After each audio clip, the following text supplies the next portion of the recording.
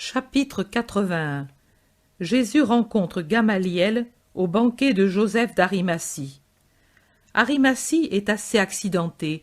Je ne sais pourquoi, je me la figurais en plaine. Pourtant, ces collines s'abaissent graduellement vers la plaine qui, à certains détours de la route, apparaît fertile du côté du couchant et, en cette matinée de novembre, disparaît à l'horizon sous une brume qui semble une étendue d'eau illimitée. Jésus est avec Simon et Thomas. Il n'a pas d'autres apôtres avec lui. J'ai l'impression qu'il tient sagement compte des sentiments et des caractères divers des gens qu'il doit fréquenter et que, selon les circonstances, il amène avec lui ceux qu'un hôte peut accepter sans être trop heurté. Ces Juifs doivent être plus susceptibles que des fameulettes romantiques. Je me rends compte qu'il parle de Joseph d'Arimathie, et Thomas, qui peut-être le connaît très bien, montre ses vastes et belles propriétés sur la colline, spécialement du côté de Jérusalem, sur la route qui va de la capitale à Arimathie et relie ensuite cette localité avec Joppé. Tel est, je me rends compte, le sens de leur conversation, et Thomas parle aussi avec admiration des champs que possède Joseph, qui bordent les routes de la plaine. Simon dit: « Mais au moins, ici les hommes ne sont pas traités comme des animaux. Ô ceux d'Horace! En effet, ici, les travailleurs sont bien nourris et bien vêtus, et montrent la satisfaction des gens qui ont une bonne situation. Ils saluent avec respect, parce qu'ils savent certainement déjà quel est cet homme de haute taille et distingué qui va à travers les campagnes d'Arimathie, vers la maison de leur maître, et ils l'observent en parlant entre eux à voix basse. Lorsque déjà apparaît la maison de Joseph, voici qu'un serviteur qui demande, après une profonde inclination, « Es-tu le rabbi attendu ?» « C'est moi, » répond Jésus. L'homme salue profondément et court avertir le maître. La maison est entourée d'une haute haie, toujours verte, qui remplace ici le mur élevé de la maison de Lazare et l'isole de la route en faisant une suite harmonieuse au jardin très boisé qui entoure la maison et dont les arbres maintenant ont presque complètement perdu leur feuillage. Avant que Jésus y arrive, Joseph d'Arimathie, dans ses amples vêtements à franges, vient à la rencontre de Jésus et s'incline profondément, les bras croisés sur la poitrine. Ce n'est pas le salut humble de quelqu'un qui reconnaît en Jésus le Dieu fait chair et qui s'humilie en pliant le genou et en s'abaissant jusqu'au sol avec le baiser sur les pieds ou sur la frange du vêtement de Jésus, mais c'est toujours un salut très respectueux. Jésus s'incline lui aussi et puis donne son salut de paix. « Entre, maître, tu m'as fait plaisir en acceptant l'invitation. Je n'attendais pas de ta part tant de condescendance. »« Pourquoi ? Je vais aussi chez Lazare et... »« Lazare est pour toi un ami, moi je suis un inconnu. »« Tu es une âme qui cherche la vérité. La vérité ne te repousse donc pas. »« Tu es la vérité ? » ?»« Je suis le chemin, la vie et la vérité. Celui qui m'aime et me suit trouvera en lui-même le chemin sûr, la vie bienheureuse, et connaîtra Dieu, car Dieu qui est amour et justice est par surcroît la vérité.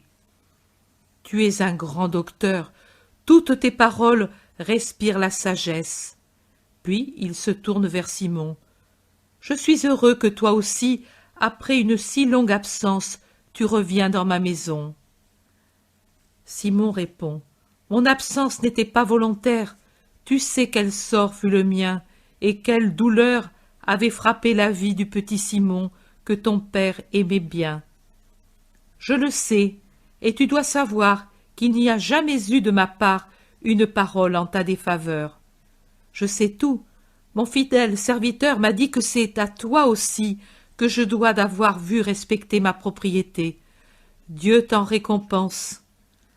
J'étais quelque chose au Sanhédrin, et j'ai usé de cette situation pour apporter une aide juste à un ami de ma maison.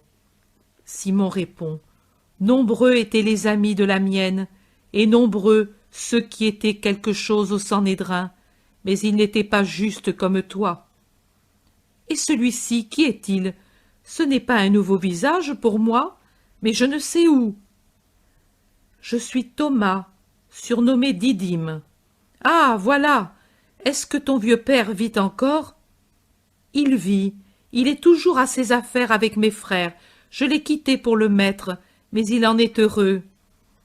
C'est un véritable Israélite, et puisqu'il est arrivé à croire que Jésus de Nazareth est le Messie, il ne peut être qu'heureux que son fils soit parmi ses préférés. Il se trouve maintenant dans le jardin près de la maison. J'ai retenu Lazare. Il est dans la bibliothèque, occupé à lire un résumé des dernières séances du Sanhédrin. Il ne voulait pas s'arrêter car... Je sais que maintenant tu sais. C'est pour cela qu'il ne voulait pas rester. Mais j'ai dit... Non, il n'est pas juste que tu aies honte. Dans ma maison, personne ne te fera injure. Reste. À s'isoler, on reste seul contre tout un monde, et comme le monde est plutôt mauvais que bon, celui qui est seul est abattu et foulé aux pieds. Ai-je bien parlé? Jésus répond, tu as bien parlé et bien agi. Maître, aujourd'hui il y aura Nicodème et Gamaliel. Est-ce que cela te fait de la peine? Pourquoi devrais-je en souffrir? Je reconnais sa sagesse.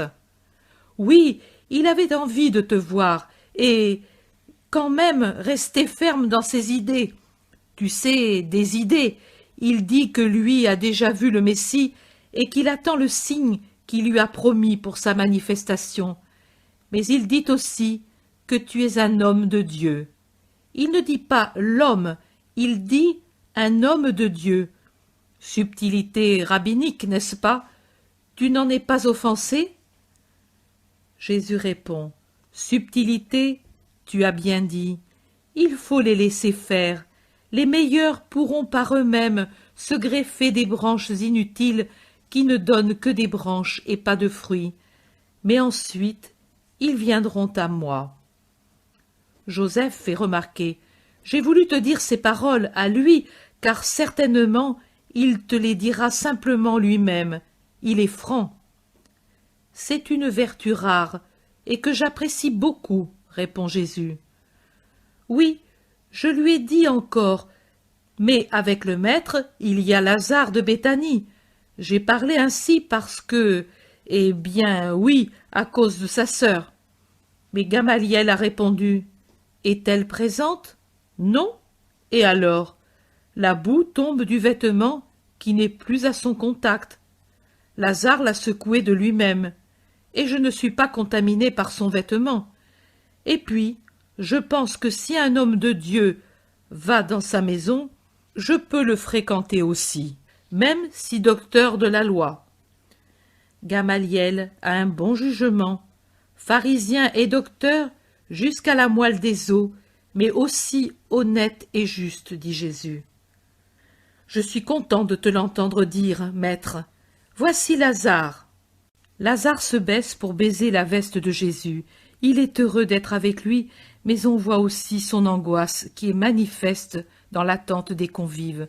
Certes, je sais que le pauvre Lazare doit ajouter à ces tortures déjà connues par les hommes à travers l'histoire, celles ignorées et pas assez réfléchies par le plus grand nombre, la souffrance morale de ce terrible aiguillon qui est la pensée et qui s'interroge.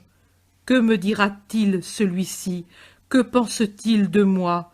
Me blessera-t-il avec des paroles ou avec un regard de mépris? C'est l'aiguillon qu'ont tous ceux qui ont une tâche dans leur famille. Dès maintenant qu'ils sont entrés dans la riche salle où sont dressées les tables, ils n'attendent plus que Gamaliel et Nicodème, car les autres, 4 invités, sont déjà arrivés.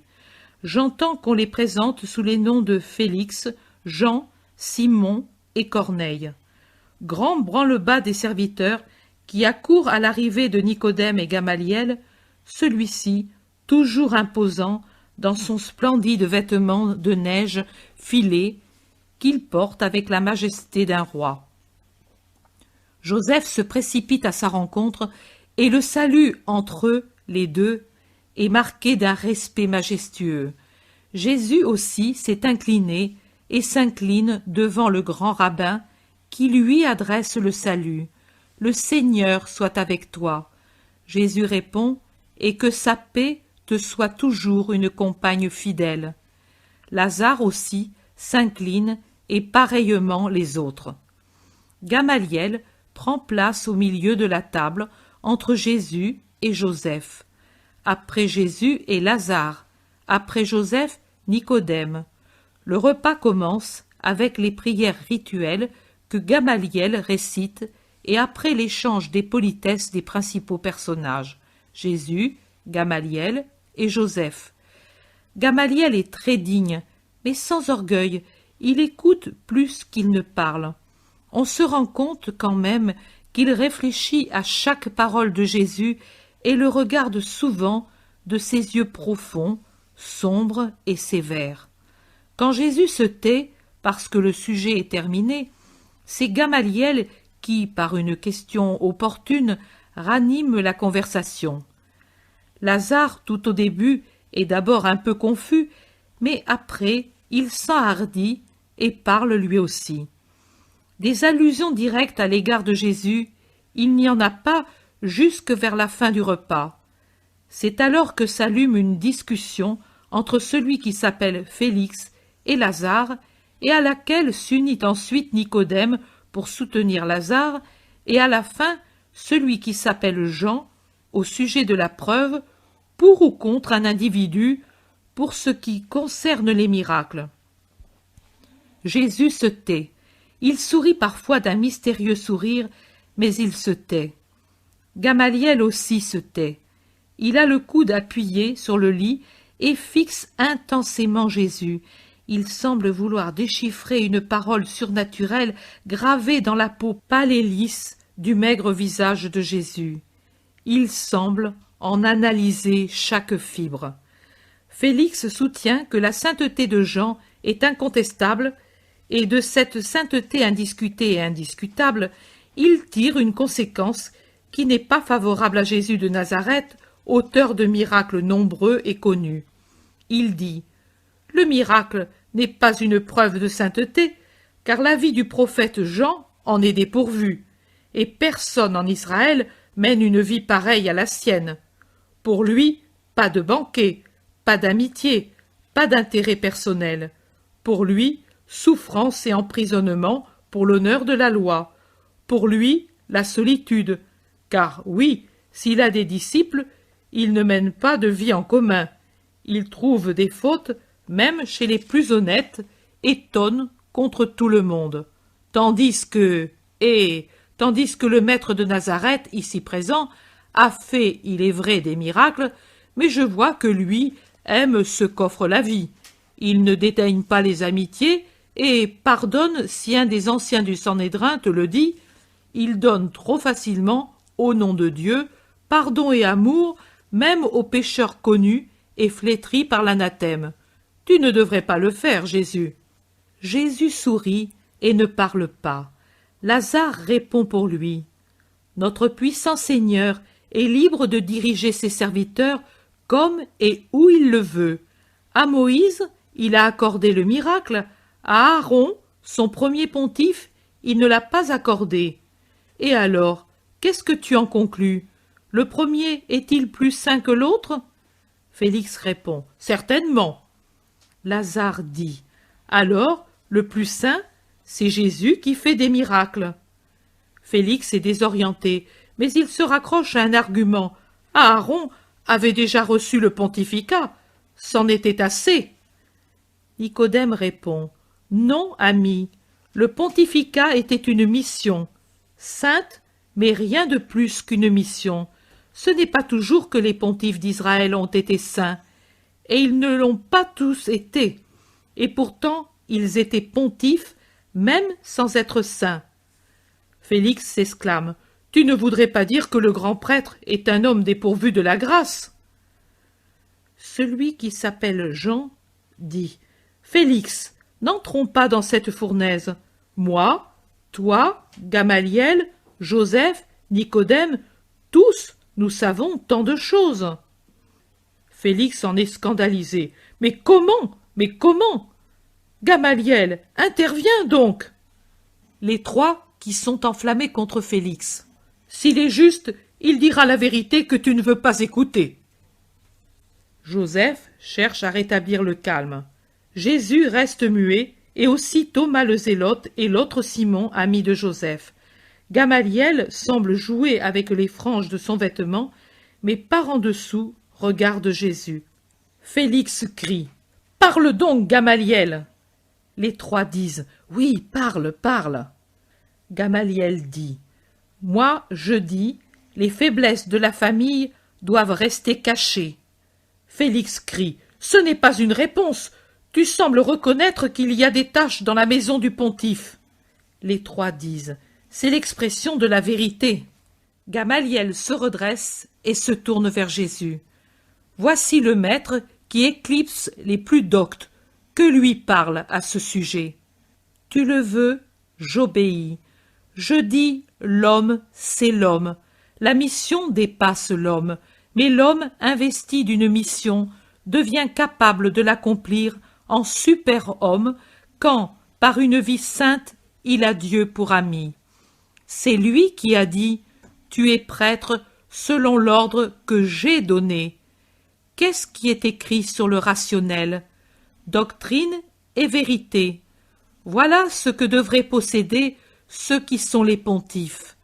À la doctrine, on y arrive par une constante méditation tendue vers la connaissance de la sagesse.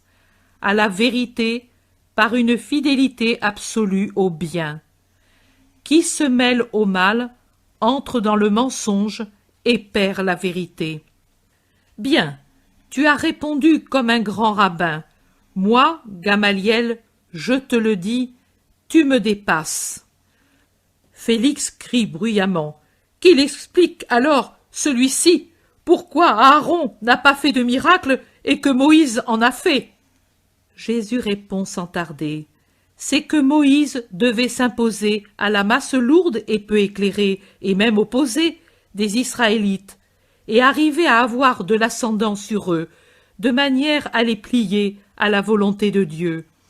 L'homme est l'éternel sauvage et l'éternel enfant. Il est frappé par tout ce qui sort de l'ordinaire. Le miracle, c'est ça, une lumière que l'on agite devant des pupilles obscurcies. C'est un bruit près des oreilles bouchées. Il réveille, il appelle l'attention, il fait dire « Dieu est là ». Félix réplique « Tu le dis à ton avantage ». « À mon avantage? Et qu'est-ce que cela me donne de plus quand je fais un miracle? Puis-je paraître plus grand si je me mets un brin d'herbe sous le pied? Le rapport est le même entre le miracle et la sainteté. Il y a des saints qui n'ont jamais fait de miracle. Il y a des mages et des nécromanciens qui mettent en œuvre des forces obscures pour en faire, c'est-à-dire qu'ils font des choses surhumaines sans être saints et sont, eux, des démons. Saint, je le serai moi-même, même si je ne ferai plus de miracles. Gamaliel approuve. Très bien. Tu es grand, Jésus. Et qui est d'après toi ce grand? Poursuit Félix en se tournant vers Gamaliel. Le plus grand prophète que je connaisse, autant dans ses œuvres que dans ses paroles, répond-il. Joseph dit. C'est le Messie, je te le dis, Gamaliel, crois en lui, toi qui es sage et juste. Comment? Toi aussi qui diriges les Juifs, toi l'Ancien, notre gloire, tu tombes dans cette idolâtrie pour un homme? Mais qu'est-ce qui te prouve que c'est le Christ? Pour moi, je ne le croirais pas, même si je le voyais faire des miracles.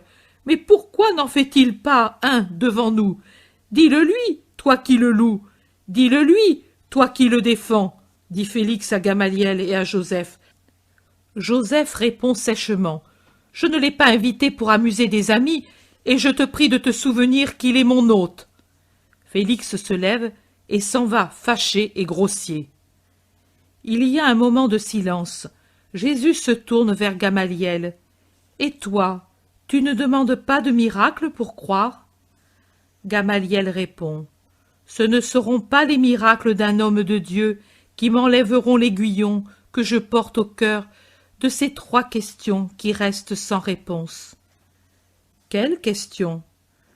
Le Messie est-il vivant? Était-ce celui-là? Est-ce celui-ci? Joseph s'exclame: C'est lui, je te le dis, Gamaliel. Ne te rends-tu pas compte qu'il est saint, différent des autres, puissant? Oui. Et alors, qu'attends-tu pour croire? Gamaliel ne répond pas à Joseph. Il se tourne vers Jésus. Une fois, ne te déplaise, Jésus, si je suis tenace dans mes idées. Une fois, quand vivait encore le grand et sage Hillel, j'ai cru, et lui comme moi, que le Messie était en Israël. Grand éclair du soleil divin, en cette froide journée d'un hiver qui ne voulait pas finir. C'était la Pâque. Les gens tremblaient à cause des moissons gelées. Moi, je dis, après avoir entendu ces paroles, Israël est sauvé. À partir d'aujourd'hui, abondance dans les champs et bénédiction dans les cœurs. L'attendu s'est manifesté par son premier éclair, et je ne me suis pas trompé.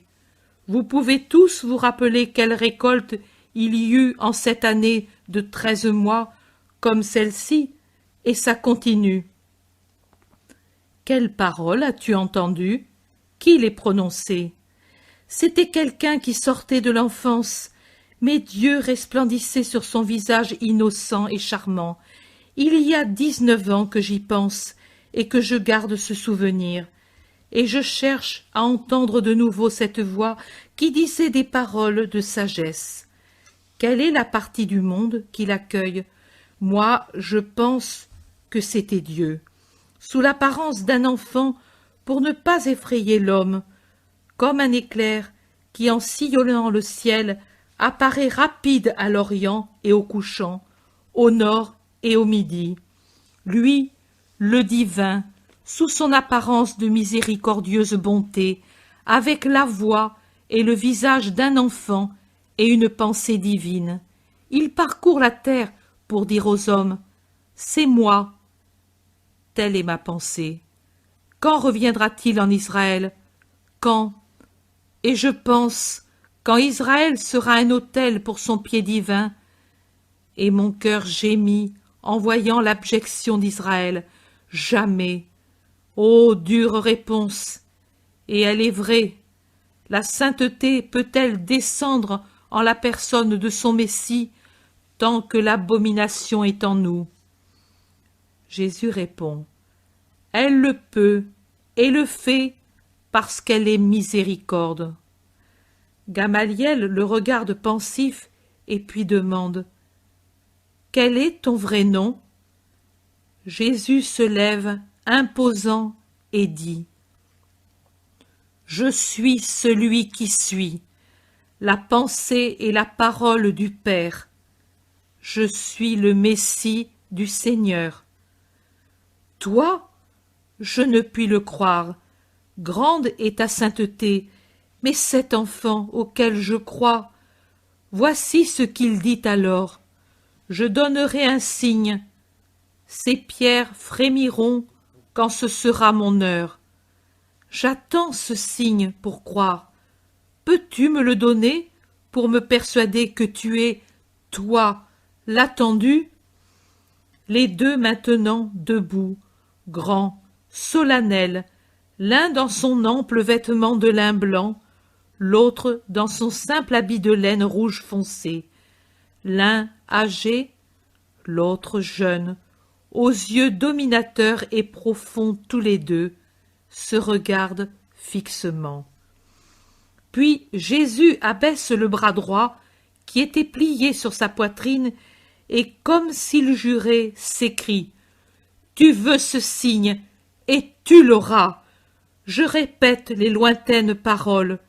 Les pierres du temple du Seigneur frémiront à mes dernières paroles. Attends ce signe, docteur d'Israël, homme juste, et puis crois, si tu veux obtenir le pardon et le salut. Bienheureux dès maintenant, si tu pouvais déjà croire.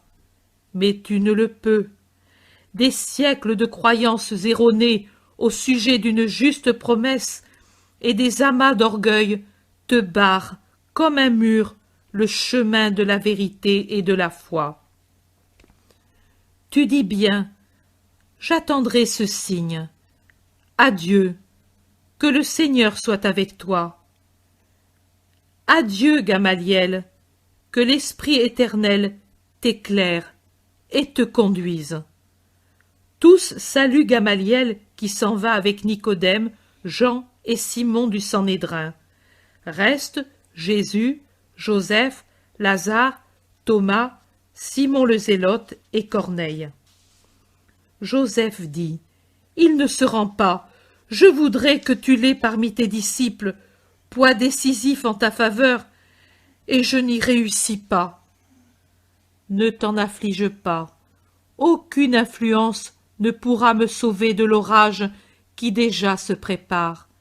Mais Gamaliel, s'il ne se prononce pas en ma faveur, ne se prononcera pas non plus contre le Christ.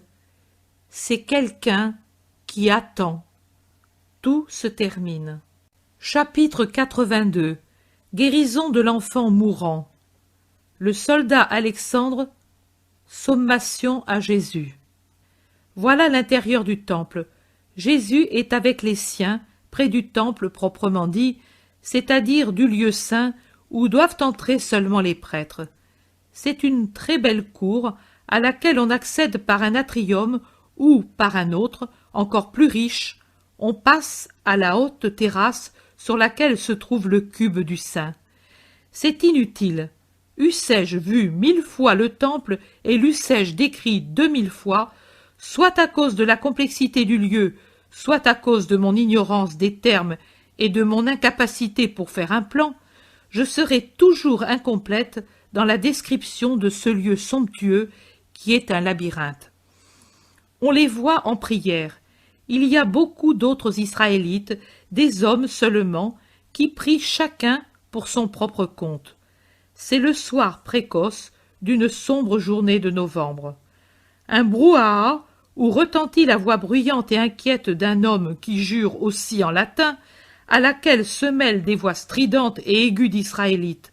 C'est comme le tumulte d'une rixe, et une voix aiguë de femme crie « Oh, laissez-le aller, il dit que lui le sauvera !»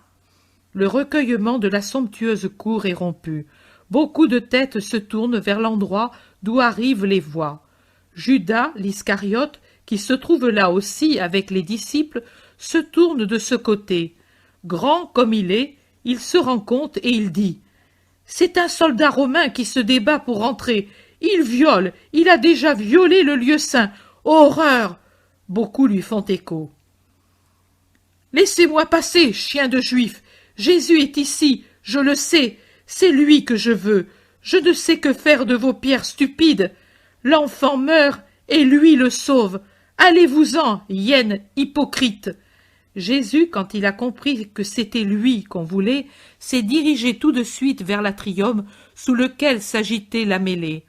Il y arrive et crie « Paix et respect à ce lieu et à l'heure de l'offrande !»« Oh, Jésus, salut, je suis Alexandre. Écartez-vous, chien !» Et Jésus paisible « Oui, écartez-vous. Je conduirai ailleurs le païen qui ignore ce qu'est pour nous ce lieu. » On s'écarte, et Jésus rejoint le soldat dont la cuirasse est ensanglantée. « Tu es blessé ? Viens, on ne peut s'arrêter ici. » Et il le conduit plus loin, à travers l'autre cour, et plus loin encore. « Ce n'est pas moi qui suis blessé, un enfant. Mon cheval, près de l'Antonia, m'a échappé et l'a renversé. Les sabots lui ont ouvert la tête. Procule a dit, rien à faire. Moi, ce n'est pas ma faute, mais c'est par moi que cela est arrivé, et la mère est là, désespérée. Je t'avais vu passer, venir ici.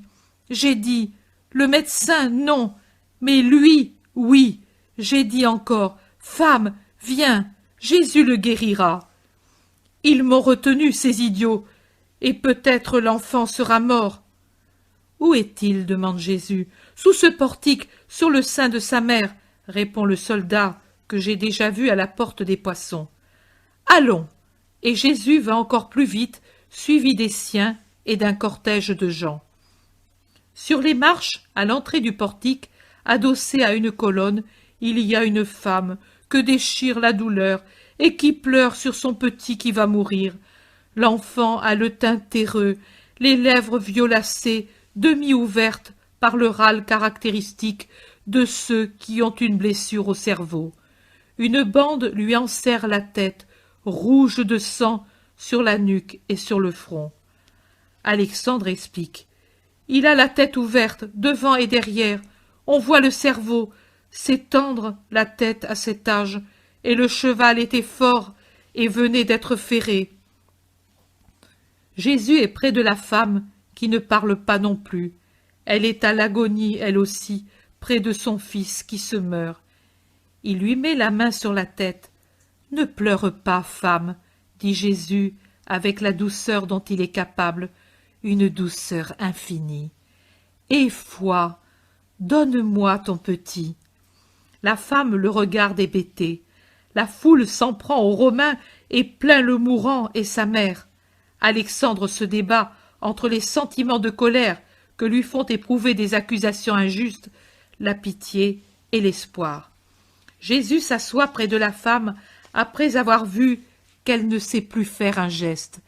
Il se penche, prend dans ses longues mains la petite tête blessée, se penche encore davantage, s'approche du minois de cire, souffle sur la petite bouche qui râle. Un instant, puis il a un sourire que l'on voit à peine à travers les mèches de cheveux qui pendent sur le front.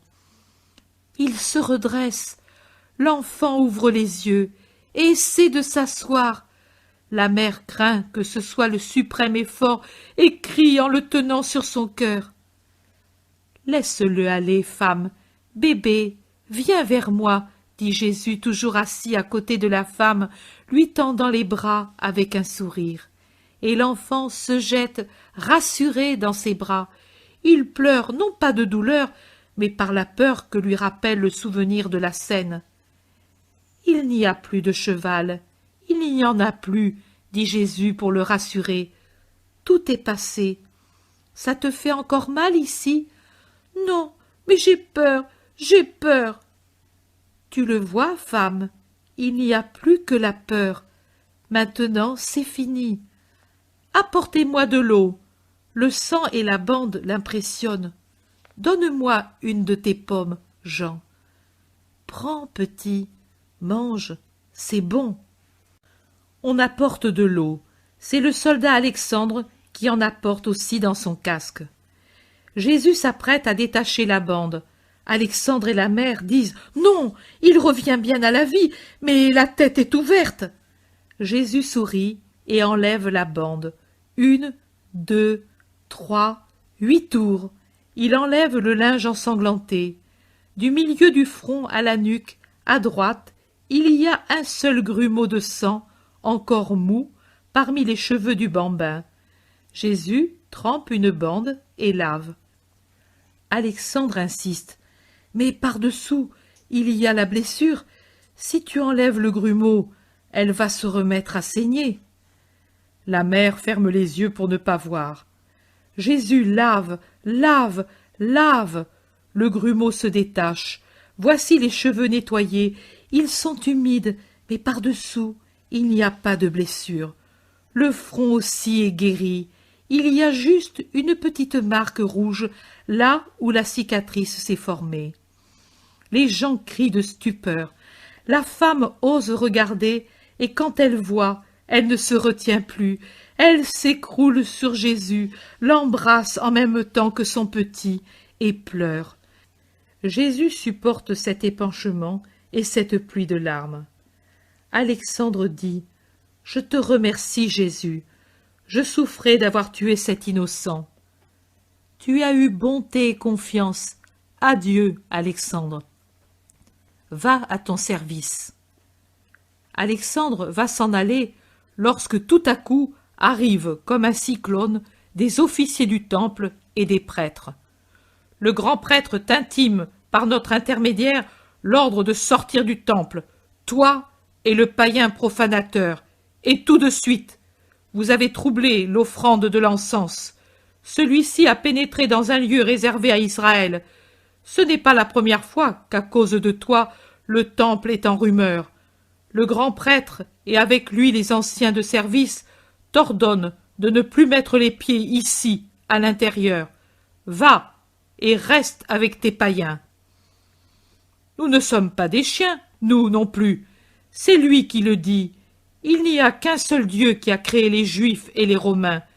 Si c'est sa maison, et si je suis sa créature, j'y puis entrer, moi aussi, répond Alexandre, blessé par le mépris avec lequel les prêtres disent païens.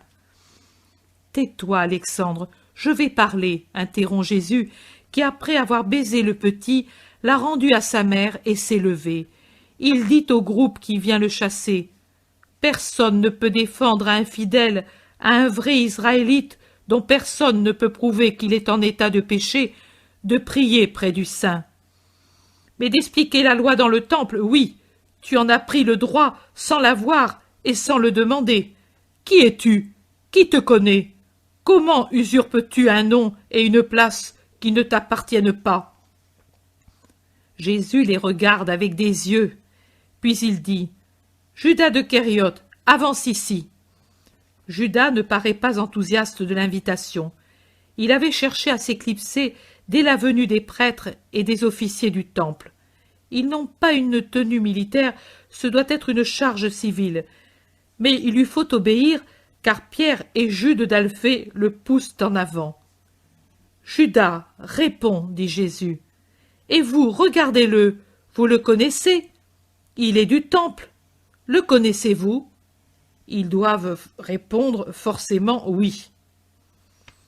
Judas, qu'est-ce que je t'ai fait faire quand j'ai parlé ici la première fois? Dis ton étonnement, et comment j'y ai répondu. Parle et sois franc. Il m'a dit, appelle l'officier de service pour que je puisse demander la permission de faire l'instruction. Il se nomma et donna des preuves de son identité et de sa tribu. Moi, j'en étais étonné, jugeant que c'était une formalité inutile, puisque lui se dit le Messie. Et m'a dit, ce que je fais est nécessaire, et quand ce sera l'heure, rappelle-toi que je n'ai pas manqué de respect au temple ni à ses officiers. Oui, c'est ainsi qu'il a parlé. Pour la vérité, je dois le dire. Judas, au début, parlait sans beaucoup d'assurance, comme si la chose l'ennuyait. Mais ensuite, par l'effet de ces brusques revirements qui lui sont propres, il a pris de l'aplomb et presque au point de devenir arrogant. Un prêtre reproche à Judas. « Je suis surpris que tu le défendes. Tu as trahi la confiance que nous avions en toi. » Judas répond. « Je n'ai trahi personne. Combien parmi vous appartiennent aux baptistes? Sont-ils traîtres pour cela? Moi, j'appartiens au Christ, voilà. » Eh bien, celui-ci ne doit pas parler ici. Qu'il vienne comme fidèle. C'est déjà trop pour un ami des païens, des prostituées, des publicains. Répondez-moi maintenant. Quels sont les anciens de service? Dit Jésus sévère mais calme.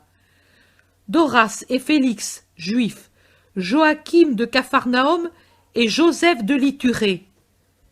J'ai compris.